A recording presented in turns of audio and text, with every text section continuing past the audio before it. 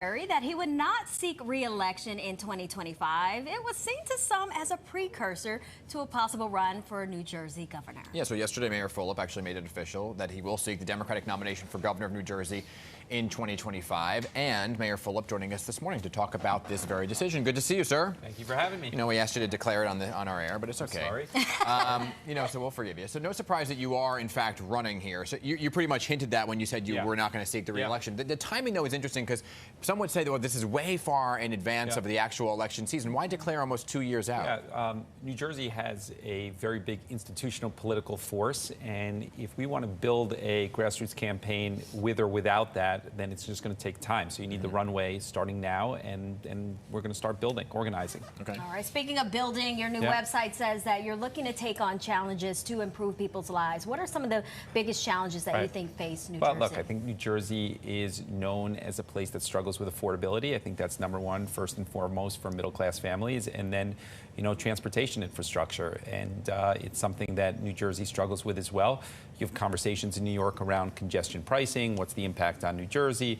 All of those things manifest itself with regards to transportation. Yeah, but I'm a Jersey guy. I live in Jersey, and a big topic that I'm sure you'll hear about over the next 2 years, and you know it very well, are property taxes. Right? Some of the highest in the country. So, it's early on. You're just declaring. We're day two of you declaring. But, would you raise taxes as governor, or would you lower taxes? Well, I think our track record in Jersey City speaks to the fact that we're super conscious around affordability and the taxes that people pay. So, the goal is to kind of restructure how people pay property taxes and ultimately have a lesser impact on a person's financial burden.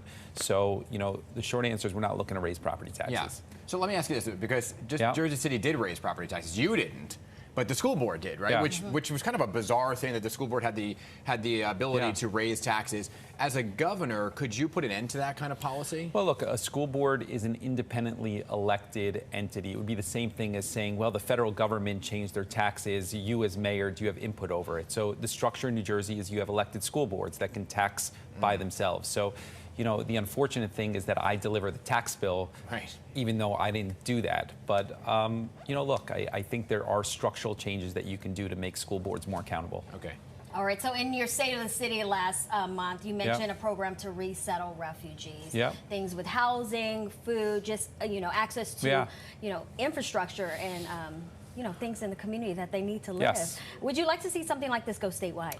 Yeah, look, I think New Jersey is a diverse city. I think Jersey City is recognized as the single most diverse city in the entire country. And, from our administration standpoint, we have the only federally accredited program around immigration on the municipal level anywhere.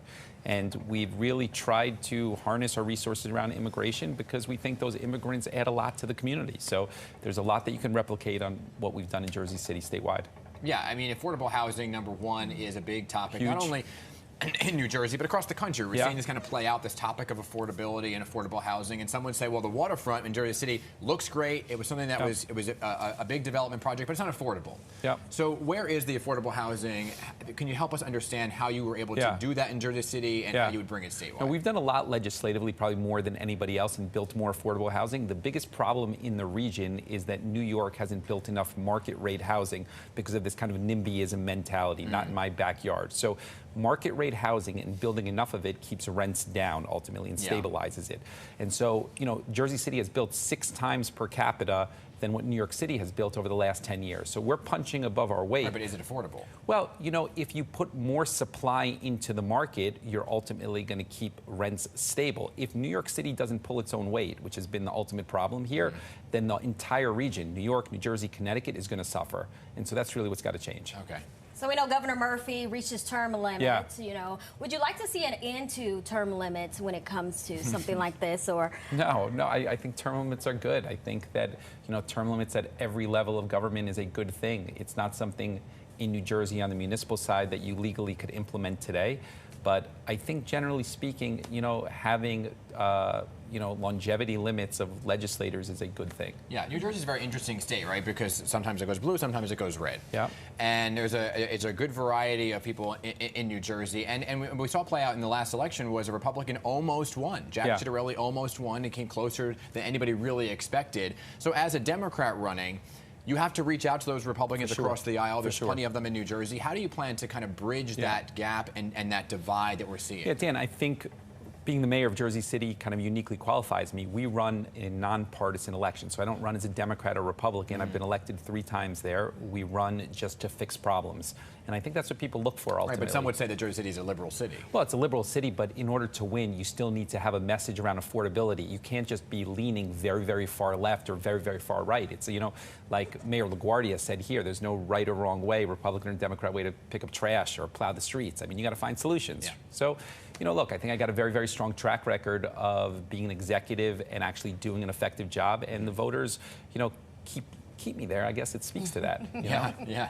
And lastly, we'll end on this note too, because you know we saw last year in the NCAA, St. Peter's had a great run. This year, you had some stars that were in the lineup as well. You know, as the governor of the state of New Jersey, if you were to win, how would you kind of bolster the NCAA tournament? What would you like to see making? Let me just say something. Danny Hurley is a product of Jersey City. He was very proud of it. We're giving him the key to the city in 2 weeks. He's coming back to Jersey City. And, you know, look, it's nice to see Jersey City front and center in the St. Peter's Peacocks last year. And then again, you know, in the post-game interview, the shout-out that Danny Hurley did on the floor was, you know, to Jersey City. But there are other teams in the state of New Jersey. You have one that you're... Well, look, I mean, I mean, we're a supporter. I mean, ultimately, what am I going to tell you? But, you know, I'm proud of the fact that, you know, Seton Hall does well and Rutgers did well this year. And, you know, we'll see where it goes in the future. All right. We'll be talking to you. Well, Jersey City Mayor Steven Fulop, thank you for joining us today. We appreciate your time.